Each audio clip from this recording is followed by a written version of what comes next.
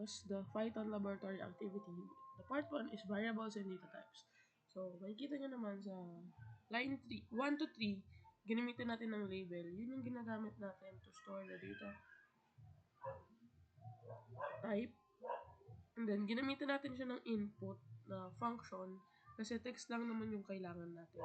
And then, sa line 4 to 6, ginamitan natin ng float kasi ang kailangan natin is number with a decimal point. And then the line 7, ito yung computation para makuha yung average. And then line 9 to 14, ito naman yung ginamit natin to display all of the inputs that we have asked the user. Then sa line 13 to 14, makikita na ginamitan natin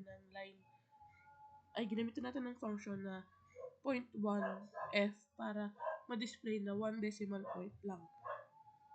Ayun yung example. And then, the second one is a salary calculator. Parehas lang din, but ang pinakaiba is ito, meron siyang int. Ginamit yan para sa whole number na input na ilalagay ng user. And then, line 5 to 8, ito naman yung computation para ma-compute natin yung kinakailangan na gross salary and net salary. Meron din 2.f dito para 2 decimal places lang yung i-display ng system. And then, same lang din here. Ginamit is input for text, and then int for whole number, and then float for decimal numbers. And then, ito naman, this is the computation. Then, ay i-display ng system. And then next, the conditional statement.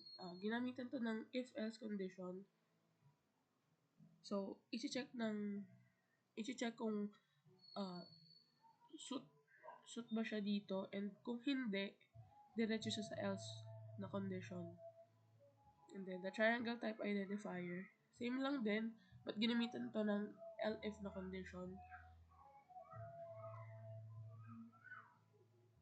Then, this one, the number comparison game. Titignan dito kung ano yung pinakamalaki. Yan, yung ginamit na function, kasi whole number nga.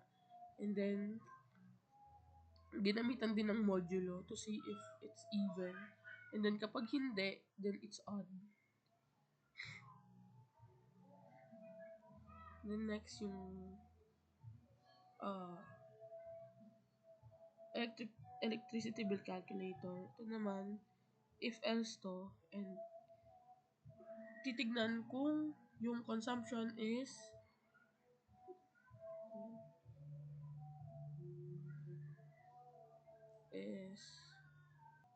titignan dito kung yung consumption is less than 100, then it means yung bill is multiplied by 5 pesos, and then kung false, it will be directed to the else condition, which is equivalent to the electricity consumption multiplied by 8, and then yung bill is naka-default into 50, so yung total bill niya is may additional na 50. And then the username and password validation. Dito naman titignan if same ba yung nilagay ng user dito sa naka-default na data. Then the conditional statements.